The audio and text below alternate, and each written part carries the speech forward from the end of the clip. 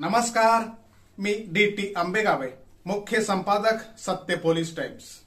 सामान्य जनतेचा आवाज बुलंद करण्यासाठी सत्य पोलीस टाइम्स या चॅनेलला आत्ताच सबस्क्राइब करा। आजचा जो दिवस आहे कोणता, महाराष्ट्र लोकसेवा हक्क दिन, हा जो दिवस आहे पूर्ण महाराष्ट्रामध्ये साजरा केला जात आहे।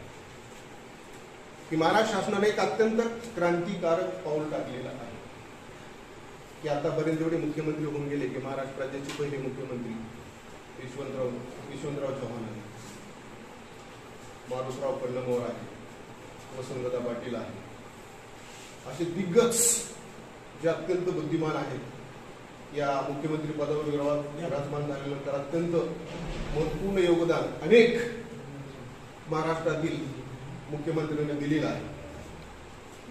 आणि त्यापैकीच एक अत्यंत महत्वाचा कायदा की 2014 मध्ये ज्यावेळी देवेंद्र फडणवीस महाराष्ट्र राज्याचे मुख्यमंत्री झाले, त्यांच्या कालखंडामध्ये महाराष्ट्र राज्याच्या विधिमंडळाने एक अत्यंत महत्वाचा निर्णय घेतला आणि त्या निर्णयाची अंमलबजावणी 28 एप्रिल 2015 या दिवशी करण्यात आली।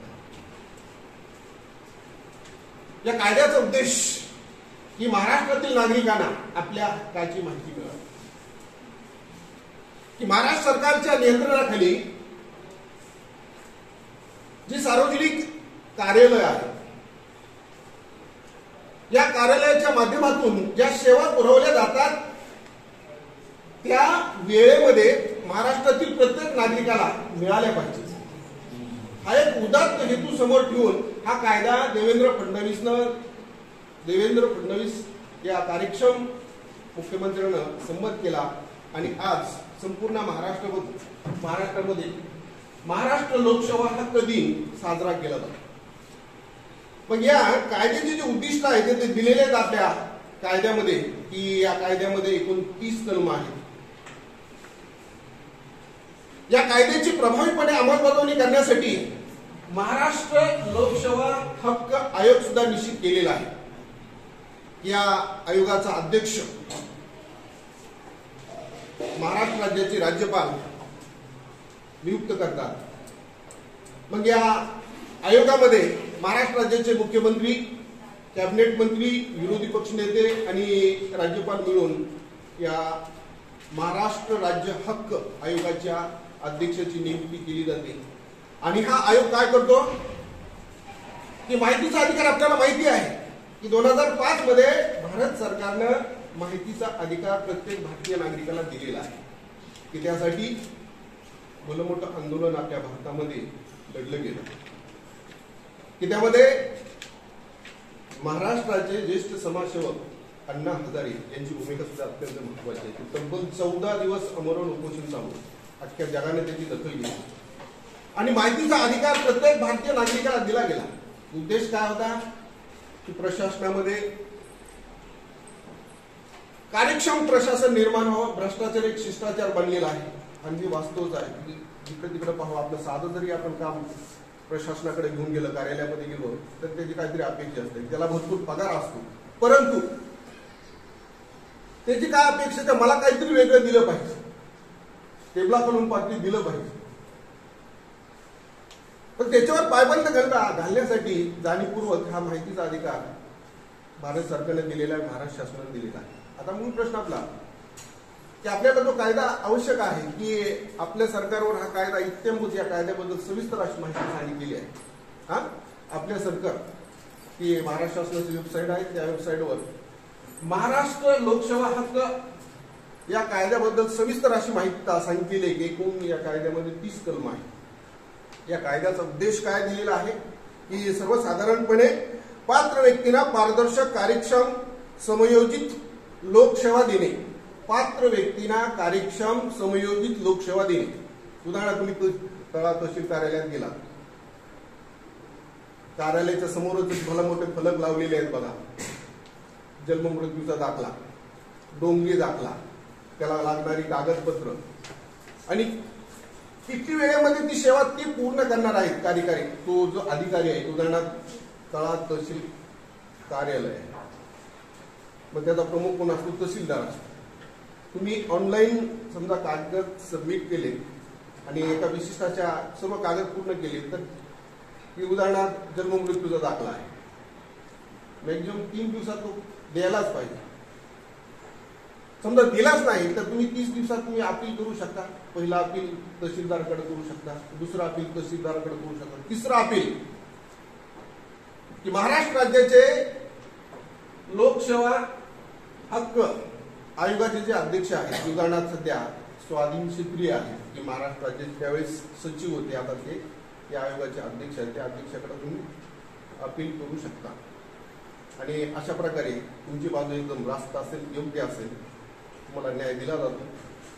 ज्या अधिकाऱ्याने ही कामामध्ये कुचराई केलेली आहे त्याला शिक्षा दिली जाते. की माहितीच्या अधिकारामध्ये तुम्ही जर एखादी माहिती तहसीलदाराकडे मागितली तर 30 दिवसाच्या आत ती माहिती तुम्हाला दिलीच पाहिजे, अशा प्रकारचं बंधन आहे.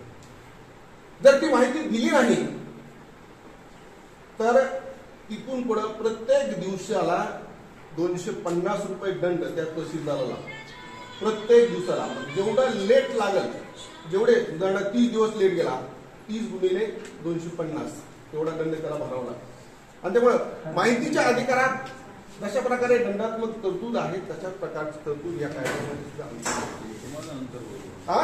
त्याचप्रमाणे इथं दिलेलं आहे की सर्वसाधारणपणे हा कायदा तयार करण्यामागचा उद्देश आहे की महाराष्ट्रातील नागरिकांना प्रशासनाबद्दल विश्वास निर्माण करणं. महाराष्ट्राच्या प्रशासनामध्ये भ्रष्टाचार शिष्टाचार बनलेला आहे, तो निपटून काढणं. किंबहुना इथं आणखी दिलेला आहे की सर्वसाधारणपणे महाराष्ट्राच्या प्रशासनामध्ये पारदर्शक, गतिमान आणि कालबद्ध सेवा पुरवण्याच्या दृष्टिकोनातून हा कायदा अत्यंत महत्वपूर्ण आहे. म्हणजे ही जी उद्दिष्ट ठरलेली आहेत किंवा हे जे कार्यक्षेत्र ठरलेल्या कार्यक्षेत्रामध्ये प्रत्येक उदाहरणार्थ हे जे कार्यक्षेत्र ठरवून दिलेलं आहे महाराष्ट्र शासनानं, उदाहरणार्थ सर्व स्थानिक स्वराज्य संस्था, उदाहरणार्थ ग्रामपंचायत आहे, पंचायत समिती आहे, जिल्हा परिषद आहे, उदाहरणार्थ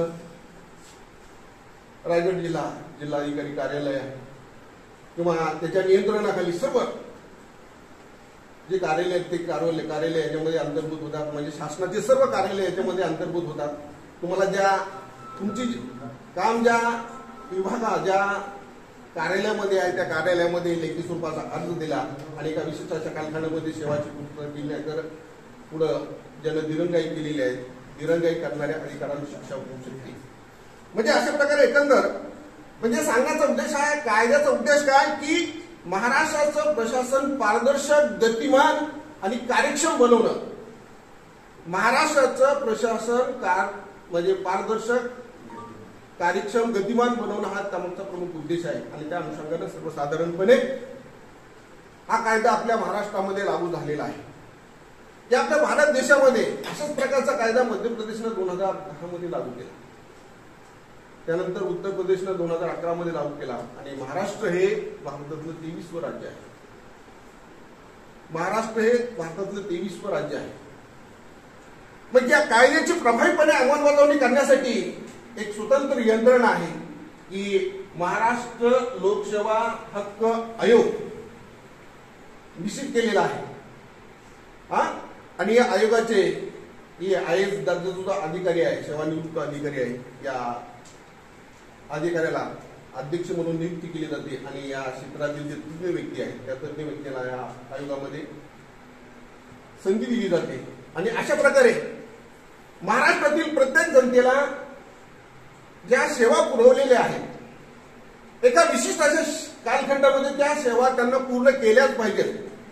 या सेवा पूर्ण करत असताना एखाद्या प्रशासकीय अधिकाऱ्यांना कामामध्ये कुचराई केली तर त्याला कडक शिक्षा करण्याचा अधिकार देण्यात आलेला आहे. माहितीच्या अधिकारामध्ये जशा प्रकारची तरतूद आहे त्यापेक्षा कडक तरतूद या कायद्यामध्ये आहे.